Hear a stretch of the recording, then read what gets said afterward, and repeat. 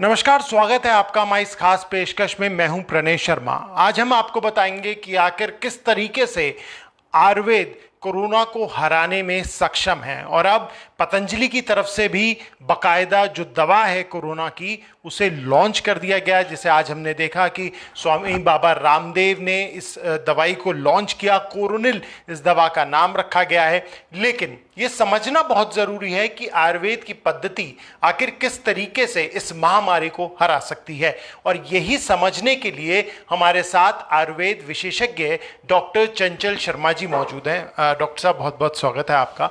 सबसे पहले मैं ये जानना चाहूँगा कि कोरोना जो एक वैश्विक महामारी अब बन चुकी है, हमारा देश भी उससे जूझ रहा है। कोरोनिल जो दवा आई है, अब लॉन्च हो रही है पतंजलि के द्वारा, वो ज़रा हमारे दर्शकों को समझाएं कि वो आखिर क्या दवा है और वो किस तरीके से कोरोना को हराने में सक्षम होगी। देखिए, कोरोनिल के अंदर जो 3 मेन इंग्रेडिएंट्स हैं वो है अश्वगंधा, गिलोय और तुलसी। अश्वगंधा के ऊपर आईआईटी में रिसर्च हुआ है और ऐसा साबित हुआ है कि वो कोरोना के जो सेल्स हैं, वायरस है, उसको किल करने में हेल्प करता है।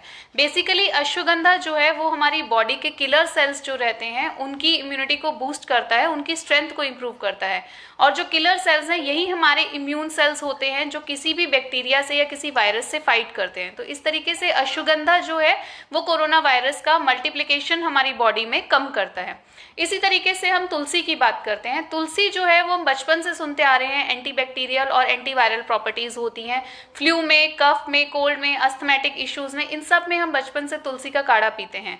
तो तुलसी की इन्हीं प्रॉपर्टीज की वजह से उसको इस मेडिसिन में यूज किया गया है। और तुलसी जो है वो एंटी इन्फ्लेमेटरी प्रॉपर्टीज भी रखती है। तो जो भी रेस्पिरेटरी सिस्टम में या हमारे जो लंग्स के सेल्स में इन्फ्लेमेशन होती है कोरोना की वजह से, वायरस की मल्टीप्लिकेशन की वजह से, उसको रिजॉल्व करने में बहुत ही ज्यादा अच्छा काम करती है। 3 महत्वपूर्ण बिंदु, तुलसी, गिलोय और तीसरी जो आपने बताया था तुलसी, गिलोय और अश्वगंधा, इन तीनों का जो मिलान है उसको लेकर इस दवा का निर्माण किया गया है। जी बिल्कुल। और जो हमारी तीसरी दवा है वो है गिलोय, और गिलोय में जो है वो एंटीपायरेटिक प्रॉपर्टीज हैं। तो जैसे हमने जाना है कि कोरोना के टाइम पर पेशेंट्स को कुछ समय के बाद फीवर का इशू आता है, तो वो फीवर की जो परेशानी है उसको भी गिलोय रिजॉल्व करता है। और गिलोय जो है वो आयुर्वेद के अगर पर्सपेक्टिव से देखें तो ये त्रिदोष शामक होती है। जो भी दोषास हमारी बॉडी में किसी भी फॉरेन पार्टिकल के एंटर करने की वजह से डिस्टर्ब होते हैं, उन सब दोषास को समन्वय करना, उनको बैलेंस करने का काम गिलोय करता है। और साथ ही तीनों दोषास जब बैलेंस रहेंगे तो किसी भी पेशेंट को हाइपर एसिडिटी का, गैस का, ऐसे इश्यूज नहीं होते हैं। तो इस वजह से ये जो है ये कंबाइंड पैकेज है कोरोनिल मेडिसिन, और ये कोरोना को हरवाने में बेहद कारगर साबित होने वाली है। लेकिन चंचल जी, ये तो इंडिविजुअली भी जो लोग हैं वो ले रहे थे, और आप जैसे आयुर्वेदिक डॉक्टर्स के द्वारा भी इसे प्रिस्क्राइब किया जा रहा था। तो इन तीनों का मिलान जब किया जाए है, और शोध भी उन्होंने बताया कि इस पे बाकायदा शोध किया गया है, तो क्या वो ज़्यादा इफेक्टिव होगी? देखिए, अभी जो भी लोग ले रहे हैं वो जो भी अवेलेबिलिटी है उस पर डिपेंड कर रहा है। लाइक अगर किसी को तुलसी मिल रहा है तो वो तुलसी ले रहा है, किसी को गिलोय मिल रहा है तो वो गिलोय ले रहा है, किसी को अश्वगंधा मिल रहा है वो ले रहा है, और वो कितना प्योर फॉर्म में है और उसकी कितनी पावर अच्छी है वो उस पर डिपेंड करता है। फिर अश्वगंधा का मूल हमें लेना है, वो लोगों को नॉलेज नहीं है, तो कौन सा अंग आप प्लांट का ले रहे हो वो सब मैटर करता है। इसीलिए जब ये कंबाइंड फॉर्म में एक रिसर्च कंपनी की तरफ से आता है तो डेफिनेटली उसकी एफिकेसी जो है वो बढ़ जाती है, और कंबाइंड फॉर्म में लेने से हमें तीनों ही चीजों पे ज्यादा अच्छे रिजल्ट्स मिलेंगे। भी अच्छा होगा, यानी रेस्पिरेटरी सिस्टम अच्छा होगा, जो स्मेल और टेस्ट आता है वो भी अच्छा हो जाएगा। तो ये सब चीजें जब कंबाइंड फॉर्म में जाएंगी तो रिजल्ट्स काफी बेहतर होंगे। और साथ ही में अणु तेल की हम बात कर रहे थे, और अणु तेल का भी अपना महत्व है, क्योंकि जब कोरोना वायरस को लेकर अलग अलग सिम्टम सामने आए हैं तो उसमें एक सिम्टम ये भी अब सामने आया है कि जिस व्यक्ति जो इससे संक्रमित होता है वो अपनी टेस्ट और स्मेल, ये 2 महत्वपूर्ण चीज़ों को वो खो देता है। जी बिल्कुल। अणु तेल जो है वो स्मेल की जो पावर है उसको इम्प्रूव करता है। अणु तेल का नस्यम लेने के लिए बोला गया है। नस्यम जो है आयुर्वेद के 5 पंचकर्मा कर्मों में से एक है। नस्यम में आपके नोज में नेजल ड्रॉप्स डालने के लिए बोला जाता है। तो जब भी हमारी आयुष मिनिस्ट्री का एक प्रोटोकॉल निकला था कि कोरोना से फाइट करने के लिए आपको कुछ नियमों का पालन करना चाहिए, उस समय पे भी अनु तेल का नस्यम बोला गया था। तो अनु तेल जो है, इसकी प्रॉपर्टीज हैं कि वो आपकी स्मेल पावर को इम्प्रूव करता है। ये जो भी साइनस की वजह से अंदर कफ दोषा एग्रीवेट होता है, साइनोसाइटिस है, इन्फ्लेमेटरी कंडीशंस हैं, उसको रिजॉल्व करता है। और साथ ही साथ ये वॉइस और वोकल कॉर्ड की पावर को भी एनहेंस करता है। तो डेफिनेटली अनु तेल जो है वो बहुत ही इंपॉर्टेंट रोल प्ले करने वाला है इस कोरोना के पीरियड में फाइट करने के लिए। इसके अलावा जो ये कोरोनिल का पैकेज है, इसमें एक श्वासारी रस का भी वर्णन किया गया है। तो वो श्वासारी रस जो है वो भी रेस्पिरेटरी सिस्टम को एनहेंस करने में, वहां पर उसकी जो पावर है उसको इंक्रीज करने में हेल्प करेगा। एंड वेरी इंपॉर्टेंट, जो रेस्पिरेटरी डिस्ट्रेस होता है लोगों को, यानी कि सांस लेने में दिक्कत होती है, उसको रिजॉल्व करने में बहुत ज्यादा इंपॉर्टेंट रोल प्ले करेगा। तो यानी ये जो पूरा पैक होगा कोरोनिल का, उसमें दवा तो होगी, साथ ही में ये दोनों तेल भी दिए जाएंगे। श्वासारी रस एक टैबलेट है, वो टैबलेट भी दिया जाएगा, और अनु तेल जो है वो ऑयल है, नेजल ड्रॉप्स फॉर्म में आता है, वो भी दिया जाएगा। देखिए, आयुर्वेद में दो तरीके की हर्ब्स का वर्णन है। एक है इम्यूनो मॉड्यूलेटर्स, यानी कि जो हमारा अश्वगंधा, गिलोय, तुलसी, या फिर जो हमारे किचन में पाए जाने वाले हर्ब्स होते हैं, सौंठ, मरीच, पिपली, अजवाइन, इन सब का जो काढ़ा हम इतने दिन से बना के ले रहे हैं। लेकिन अगर किसी का रेस्पिरेटरी सिस्टम वीक हो गया है because of some outside body, या फिर जो एंटीजेंस बाहर से अटैक करते हैं बॉडी पे, तो उस टाइम पर आपको रस औषधि की जरूरत रहती है, यानी रसायन की जरूरत रहेगी। तो रस औषधि बहुत ही ज्यादा इंपॉर्टेंट है if someone is affected from this virus. तो इसलिए श्वासारी रस, या फिर जो आयुर्वेद में अन्य रस दिए गए हैं जिनका हम भी यूज कर रहे हैं काफी टाइम से कोविड पॉजिटिव पेशेंट्स में, जैसे लक्ष्मी विलास रस है, जयमंगल रस है, तो ऐसी रस औषधियों की इंपॉर्टेंस जो है अब बहुत ज्यादा बढ़ गई है, और उनको प्रयोग करना बहुत जरूरी हो गया है अगर हम इससे एक्चुअली फाइट करना चाहते हैं। एक सवाल ये है कि जहां पर कोरोना वायरस को लेकर और इसकी वैक्सीन को लेकर पूरा विश्व और विश्व भर की जो मेडिकल कंपनीज हैं वो वैक्सीन बनाने में जुटी हुई हैं, ऐसे में आयुर्वेद की एक कंपनी जब इस तरह का दावा करती है और जब इस तरह की दवा वो सामने लेकर आती है, तो उस पर आखिर कितना भरोसा जताया जा सकता है। हालांकि खुद योग गुरु बाबा रामदेव का कहना है कि ये पूरी तरह से क्लिनिकली टेस्टेड है, बहुत सारे शोध किए गए हैं, लेकिन ये प्रमाण जो है, जो एक होता है कि आखिर क्या वाकई में वो ठीक करने में सक्षम है, आयुर्वेद इसे लोगों को ठीक कर पाएगा। और महत्वपूर्ण बात एक और इसमें उन्होंने कही है कि इस पूरे शोध के दौरान जितने भी लोगों पर उन्होंने शोध किया है, एक भी व्यक्ति की मौत नहीं हुई है। ये अपने आप में एक बहुत बड़ा दावा भी है, जो और हकीकत भी जो उन्होंने आज सामने रखी है। देखिए, आयुर्वेद के हिसाब से अगर आप कोरोना वायरस के इस एपिडेमिक को देखते हैं तो इसका वर्णन आयुर्वेद में जनपदो ध्वंस में किया गया है। आयुर्वेद जो है वो हमारी हजारों वर्षों पूर्ण की पद्धति है, तो उसमें आप ये वर्ड नहीं है कोरोना की ये बीमारी है और ये इसका ट्रीटमेंट है, लेकिन जो इसके लक्षण हैं उनको सन्निपातक ज्वर के अंदर आप पा सकते हैं, और उसी के दौरान इनका ट्रीटमेंट के बारे में बताया गया है। इसीलिए मैंने बोला कि ये जो तीनों औषधियां हैं, इनका अलग अलग जो इनका ट्रायल है वो हो चुका है, लेकिन जब इसको कंबाइंड फॉर्म में लेंगे तो डेफिनेटली उसकी एफिकेसी बढ़ेगी और लोग पूरे विश्वास के साथ इसको ले सकते हैं। कोई साइड इफेक्ट्स नहीं होंगे, सिर्फ और सिर्फ इम्यूनिटी बूस्ट करके जो रेस्पिरेटरी सिस्टम और हमारे वोकल स्ट्रेंथ और अदर इश्यूज, फीवर, ये सब इश्यूज आ रहे हैं, इन सबको रिजॉल्व करने में ये डेफिनेटली इफेक्ट करने वाली हैं। तो चंचल जी, अब जब आपके पास मरीज आते हैं, और निश्चित तौर पर इन दिनों में बहुत बड़ी संख्या में कोरोना से पीड़ित, संक्रमित या सिम्टोमेटिक जो मरीज हैं जिन्हें कहा जाता है, जिनमें लक्षण पाए जा रहे हैं, तो मुख्य तौर पर वो किन परेशानियों से आपको जूझते हुए नजर आ रहे हैं, और देखने के बाद जो पहली चीज़ है, जो पहली दवा है या पहला काम आप उन्हें करने के लिए कहती हैं, वो किस पर आपका जोर रहता है? देखिए, अगर हम प्रिवेंशन की बात करें तो हम पेशेंट को हमेशा बोलते हैं कि आप दिन में 2 बार गार्गल कीजिए। गार्गल करने के लिए आप पानी के अंदर, गुनगुने पानी में थोड़ा सा सेंधा नमक और हल्दी डालकर उससे दिन में 2 बार गार्गल करें। उससे अगर वायरल लोड आपके गले तक गया है और वो प्राइमरी स्टेज पर है तो वो डे 1 में ही रिजॉल्व हो जाएगा और वो फर्दर स्टेज में नहीं जाता है। इसी तरीके से हम साथ में स्टीम इनहेलेशन के लिए बात करते हैं, क्योंकि अगर वो आपके रेस्पिरेटरी सिस्टम में गया है और आप पुदीने के पत्ते डालकर उससे स्टीम लेते हैं तो वो उसको भी वहीं पर रिजॉल्व करने की कैपेसिटी रखता है।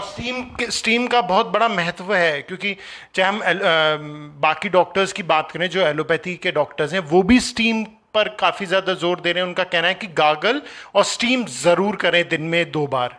जी बिल्कुल। जब भी आप गार्गल और स्टीम करते हैं, मैंने वही बोला, जो फर्स्ट अटैक होगा अगर आपकी बॉडी में वो एंटर करेगा तो या तो वो नेजल पाथवे के थ्रू अटैक करेगा या फिर वो माउथ के थ्रू अटैक करेगा। तो अगर आप इन दोनों ही चीजों को डेली बेसिस पर अच्छे से प्यूरिफाई कर लेते हैं तो ये प्रॉब्लम यही रिजॉल्व हो सकती है। वायरल लोड इंक्रीज नहीं होगा तो वो आपके रेस्पिरेटरी सिस्टम पे अटैक नहीं करेगा और फर्दर सिम्टम्स नहीं दिखाएगा। इसीलिए स्टीम और जो गार्गल है वो बहुत ज्यादा इंपॉर्टेंट है और मैं सबको यही सलाह दूंगी कि दिन में 2 बार जरूर करें। स्टीम और गार्गल। साथ ही में हम ये भी देख रहे हैं कि अगर हम इस पूरे वक्त की बात करें, कोरोना वायरस ने जिस तरीके से अपना असर दिखाया है, जो गर्भवती महिलाएं हैं, जो बच्चे हैं और जो बुजुर्ग हैं, वो सबसे ज़्यादा इस पे प्रभावित हुए हैं। बच्चों को भी कहा जाता है कि उन्हें दूर रखें क्योंकि उनका इम्यूनिटी सिस्टम कमज़ोर होता है। बुजुर्गों की बात करें, सेम केस उनके साथ। गर्भवती महिलाओं की जहाँ पर बात होती है तो ऐसा ये भी देखा गया है कि कई प्रेग्नेंट लेडीज़ ने जब उनके बेबी हुए हैं, जो बॉर्न बेबीज़ हैं, वो तक कोरोना वायरस से पीड़ित हुए हैं। देखिए, गर्भवती महिलाएं जो हैं वो ये जो काढ़ा हम लोग बताते हैं ये नहीं लेना प्रेफर करती हैं क्योंकि ये उष्ण वीर्य होता है और जो भी गर्म चीजें हैं वो अगर प्रेग्नेंट लेडीज लेते हैं तो उन्हें हमेशा एक डर रहता है कि वो एबॉर्टिव हो सकता है। तो इस वजह से उनको अपनी केयर करना ज्यादा इंपॉर्टेंट है और उसके लिए भी आयुर्वेद में बहुत सारी मेडिसिन बताई गई हैं। लाइक आप संशमनी वटी ले सकते हैं, गिलोय, अश्वगंधा, ये प्रेगनेंसी में बिल्कुल सेफ हैं। तुलसी को आप अवॉइड कर सकते हैं और गार्गल और जो स्टीम इनहेलेशन है वो प्रेग्नेंट लेडीज भी कर सकती हैं और नॉर्मल पर्सन भी कर सकता है। तो इस तरीके से वो अपने आप को प्रिवेंट कर सकती हैं। फिर भी अगर कोई कोरोना पॉजिटिव अगर प्रेग्नेंट फीमेल होती है तो आई वुड सजेस्ट कि आप आयुर्वेदिक डॉक्टर से जरूर मिलें। आयुर्वेदा में लोगों की एक मिथ है कि सिर्फ और सिर्फ उष्ण वीर्य द्रव्य होती हैं या आयुर्वेदिक मेडिसिन गर्म होती हैं तो लोग उससे भागते हैं, बट ऐसी चीज नहीं है। आयुर्वेदा में आपकी बॉडी का एनालिसिस करने के बाद जो दोषाज एग्रीवेटेड होते हैं उनको अगर आप ट्रीट लेते हैं, यानी कि आप अपने दोषाज एनालिसिस के हिसाब से अच्छे आयुर्वेदिक डॉक्टर से अगर मेडिसिन लेंगे तो कभी भी आपको परेशानी नहीं होती है। कहा कि एक मिथ है कि जो दवाइयाँ होती हैं, आयुर्वेद मेडिसिन होती हैं, वो गर्म होती हैं और उसी से जुड़ा हुआ च्यवनप्राश जो बताया भी क्या है कि इस दौरान अगर आप लें तो आपके लिए बहुत हेल्दी होगा। लेकिन ये भी च्यवनप्राश के लिए कहा जाता है कि वो सिर्फ सर्दियों में खाया जाता है, उसे गर्मियों में ना खाएं, वो गर्म होता है। क्या ये भी एक मिथ है? बिल्कुल ये मिथ है। जो च्यवनप्राश बना है वो आचार्य च्यवन ऋषि जो थे वो च्यवन ऋषि 100 साल तक उसे खाते थे और वो इसीलिए 100 वर्ष जिए थे, इसलिए इसको च्यवनप्राश बोलते हैं। तो च्यवनप्राश जो है वो ऐसा नहीं है कि सिर्फ विंटर्स में लेना चाहिए, उसे आप समर्स में भी ले सकते हैं। च्यवनप्राश का जो मेन इंग्रेडिएंट है वो आंवलकी है, यानी कि आंवला है। तो आंवला जो होता है वो वीर्य में शीत होता है, तो जो चीज वीर्य में शीत है वो आपके शरीर में ऊष्मा नहीं क्रिएट करेगी, यानी कि आपको गर्म नहीं करेगा। तो आप च्यवनप्राश डेफिनेटली ले सकते हैं। अब जिस तरीके से लगातार हम देख रहे हैं कि मामले बढ़ रहे हैं, हालांकि जो ठीक होने की प्रतिशत है लोगों का उसमें भी बढ़ोतरी हो रही है, लेकिन अगर हम आयुर्वेदिक दृष्टि से बात करें तो वो कौन सी सलाह होगी आपके द्वारा दर्शकों के लिए कि वो घर बैठे ले सकते हैं और इस महामारी से बचा जा सकता है? उन टिप्स। देखिए, आप बिल्कुल जो दिनचर्या बताई गई है आयुर्वेद में, अगर आप उसको फॉलो करते हैं तो आप बिल्कुल ठीक रहेंगे। दिनचर्या में सबसे पहले आता है कि आप सुबह उठते हैं, नहा धोकर आप नस्यम जरूर कीजिए, यानी नेजल ड्रॉप्स जरूर डालिए। अणु तेल अगर आपको अवेलेबल होता है तो आप वो डालिए, नहीं तो सरसों का तेल डालेंगे तो भी चलेगा, वो घर में इजीली अवेलेबल होता है। उसके बाद आप स्टीम जरूर लीजिए। स्टीम लेने से जो मैंने बताया नेजल पाथवे क्लीन होता है। स्टीम लेने के लिए आपको एक पतीले के अंदर पानी गर्म करके उसमें सिर्फ कुछ तुलसी के पत्ते और जो पुदीने के पत्ते हैं जो इजीली मिल जाते हैं उसको डालना है और उसकी भाप लेनी है। उसके बाद आप गार्गल कीजिए। गार्गल करना जो है वो आपके थ्रोट को अच्छे से क्लीन करेगा। साथ ही आप दिन भर में गर्म पानी पीजिए और चाहे कितनी भी गर्मी आई, 42 डिग्री टेम्परेचर पे अगर आपको कोई बोलता है कि आप फ्रिज का ठंडा पानी नहीं पीजिए तो वो आपको परेशानी देता है, लेकिन जो भी ठंडी चीजें हैं उसको हमें अवॉइड करना है। कोल्ड ड्रिंक्स नहीं लेनी है। फ्रिज में रखी कोई भी चीज यूज कर रहे हैं तो उसे कम से कम आधा घंटा बाहर रखिए, उसके बाद उसे लीजिए, क्योंकि अगर गले में थोड़ी भी इन्फ्लेमेटरी कंडीशन होगी तो वो वायरस के लिए बहुत ही पॉजिटिव एनवायरमेंट क्रिएट करेगी और वो जल्दी ग्रो करेगा। तो इसलिए इसको भी हमें अवॉइड करना चाहिए। और साथ में जो ये अश्वगंधा, गिलोय, तुलसी, इनमें से जो भी हर्ब्स आपके पास हैं, कुछ नहीं है तो जो हमारे किचन में मिलने वाली हर्ब्स होती हैं उनका काढ़ा बनाकर आप डेली ले सकते हैं। काढ़ा अगर घर पर ही बनाना हो तो उसकी क्या विधि है वो भी कृपया करके बताएं, क्योंकि काढ़े को अगर नियमित तौर पर पिया जाए तो उससे भी काफ़ी हद तक हम काढ़ा पीने से कोरोना से दूर रह सकते हैं। देखिए, काढ़ा जो है वो कभी भी ऐसा नहीं होना चाहिए कि आपको जो मिला आपने उसको ले लिया। आपको काढ़ा भी आई वुड सजेस्ट कि तीनों दोषास को बैलेंस करने वाली उसमें वो सब चीजें होनी चाहिए। लाइक अगर आप सोंठ, मरीच, पिपली और काली मिर्च ऐसी चीजें डाल रहे हैं तो साथ साथ आपको जो पित्त को शांत करने वाली चीजें हैं जैसे मुनक्का है, आपको वो भी उसमें ऐड करना चाहिए। गिलोय जो त्रिदोष शमन करता है वो भी उसमें ऐड करना चाहिए। थोड़ा सा मिश्री आप उसमें डाल सकते हैं, धागे वाली मिश्री। इस तरीके से जब आप कंबाइन करके काढ़ा बनाएंगे तो वो आपको, जो पेशेंट्स आजकल कंप्लेंट कर रहे हैं कि काढ़ा पीने से बहुत ज्यादा एसिडिटी हो रही है या गले में छाले आ रहे हैं, ये सब परेशानियां नहीं होंगी। तो पित्त शांत करने वाले द्रव्य भी उस काढ़े में जरूर होने चाहिए, अलॉन्ग विथ कि जो सिर्फ इस कोरोना के लिए उष्ण प्रदान करने वाले द्रव्य हैं। तो उसमें आंवला भी आप उसमें ऐड कर सकते हैं, even that has also good properties. और साथ ही में आपने बात की अश्वगंधा की, और अभी ऐसी बहुत सारी हर्ब्स हैं जो मार्केट में अवेलेबल भी नहीं है, क्योंकि हम देख रहे हैं लोगों ने बहुत ज़्यादा बाय किया है उन्हें। चाहे एलोपैथी की दवाई की बात करें ना, आयुर्वेदिक दवाई की बात करें, तो जब अश्वगंधा लेने जाएं या गिलोय लेने जाएं या तुलसी लेने जाएं, तो वो अगर नहीं है मार्केट के अंदर, तो हम उसकी जगह क्या फिर इस्तेमाल कर सकते हैं? हम क्या क्या घर के जो तुलसी के पौधे के पत्ते हैं उनका भी इस्तेमाल किया जा सकता है? देखिए, गिलोय जो है वो लेने के लिए मार्केट जाने की जरूरत नहीं होती, क्योंकि जो भी गिलोय आजकल आपको बहुत इजीली मिल जाएगा। उसका हार्ट शेप लीफ होता है और गिलोय की बेल ज्यादातर लोग आराम से पहचान लेते हैं। गिलोय का काढ़ा, हम अभी डेंगू का जब सीजन आया था तो सब काढ़ा बनाकर पी रहे थे, तो गिलोय आपको इजीली मिल जाएगा। साथ में तुलसी हर घर में होती है, हमारे हिंदू धर्म में लोग तुलसी की पूजा भी करते हैं, तो वो भी आपको इजीली अवेलेबल हो जाता है। ये दोनों आप ले लीजिए। साथ में जो सोंठ है यानी सूखी हुई अदरक, और ये भी आसानी से मिल जाती है। मुलेठी आपको इजीली मिल जाएगी, और काली मिर्च हमें आराम से मिल जाती है। पिपली अगर हमें मिलती है तो अच्छी बात है, नहीं डालेंगे तो भी चलेगा। तो ये सब हर्ब्स, और साथ में मुनक्का, अगर मुनक्का नहीं मिलती है तो काली किशमिश, ये आप ऐड करके सिर्फ इतना काढ़ा बनाकर भी पिएंगे तो भी आपको कारगर होगा। और जो बच्चे हैं उनके लिए जो हमारी आमा हल्दी बोलते हैं, जैसे कच्ची हल्दी बोलते हैं, उसका सिर्फ थोड़ा सा पीस अगर उनके दूध में बॉईल करके उनको वो मिल्क हम देते हैं तो वो बच्चे को ज्यादा कड़वा भी नहीं लगेगा, उष्ण भी नहीं होगा, और उसकी इम्यूनिटी को बूस्ट करने में भी हेल्प करेगा। साथ में बच्चों को हम, आयुर्वेद में एक इम्यूनोमॉड्यूलेटर बोला गया है बच्चों की इम्यूनिटी बूस्ट करने के लिए, स्वर्ण अमृत प्राशन। तो अगर वो स्वर्ण अमृत प्राशन आपको डॉक्टर के पास अवेलेबल मिलता है तो आप वो भी ले सकते हैं। वो सिर्फ 2 ड्रॉप्स डेली बच्चे को पिलाना होता है और उससे भी बहुत अच्छी इम्यूनिटी बूस्ट होती है। जी, हल्दी के दूध को भी प्रेफर किया जा रहा है। हर कोई कह रहा है कि अगर आप रात में हल्दी का दूध पिएं तो वो भी बहुत आपके लिए फ़ायदेमंद साबित होगा। लेकिन फिर वही सवाल उठता है, कई माँ जो हैं वो कहती हैं कि नहीं, हल्दी ज़्यादा मत लो, ये बहुत गर्म होती है, तुम्हें नुकसान पहुंचा सकती है, शरीर को आपके नुकसान पहुंचा सकती है। तो हल्दी का सेवन कितना करें? दूध में अगर हमें डालना है हल्दी को तो उसका सेवन कितना होना चाहिए? दिन में कितनी बार वो हम पी सकते हैं हल्दी का दूध? देखिए, हल्दी के लिए भी आपको ये देखना होगा कि सामने वाले की प्रकृति कैसे है। अगर किसी को बहुत ज़्यादा एसिडिटी रहती है, शरीर में बहुत ऊष्मा रहती है, तो हल्दी की क्वांटिटी बहुत कम रखनी है। लाइक आप 1/4 चम्मच हल्दी डालेंगे और रात को सोने के समय लेंगे तो ठीक रहेगा। बच्चों के लिए मैंने बोला आमा हल्दी ज़्यादा बेटर ऑप्शन है, क्योंकि वो बिल्कुल भी गर्मी नहीं करता है शरीर में, तो वो ईजिली अवेलेबल भी होता है और वो एंटीबैक्टीरियल और एंटीवायरल प्रॉपर्टीज भी रखता है। और जिनकी वात और कफज प्रकृति रहती है वो लोग हल्दी आधा चम्मच तक भी दूध में डालकर ले सकते हैं। और साथ ही में हम बात कर रहे हैं, एक बात जो रह गई थी वो इस पे रह गई थी कि आपने अश्वगंधा की बात करी, आपने गिलोय की बात करी और आपने हल्दी की भी बात कर ली, लेकिन एंग्जाइटी, और इसे सब डॉक्टर्स भी इस पर बात कर रहे हैं कि एंग्जाइटी इस वक्त इतनी ज़्यादा है लोगों में कि अगर उन्हें, वो कोरोना से संक्रमित नहीं भी हैं लेकिन वो बीमार हैं, फिर चाहे उनके सर में दर्द हो, चाहे उनकी छाती में दर्द हो, बुखार हो, हल्का बुखार हो, या गले में उन्हें खराश नज़र आ रही हो, तो क्या आयुर्वेद के अंदर एंग्जाइटी को लेकर भी कोई उपाय है? क्योंकि इन दिनों आप इस बात से इत्तेफाक रखती होंगी कि एंग्जाइटी बहुत ज़्यादा लोगों में बढ़ रही है, उसकी परेशानी बहुत ज़्यादा हो रही है। जो आप ये अणुतेल से नस्यम लेते हैं वो भी एंग्जाइटी को बहुत हद तक कंट्रोल करता है, और अश्वगंधा जो है वो सालों से बताया गया है कि वो एंग्जाइटी और डिप्रेशन और जो स्लीप डिसऑर्डर्स हैं उन सब में बहुत अच्छे रिजल्ट्स देता है। तो अश्वगंधा जो है वो आपका एक कंबाइंड ट्रीटमेंट देगा कोरोना से फाइट करने के लिए भी और इस एंग्जाइटी से फाइट करने के लिए भी।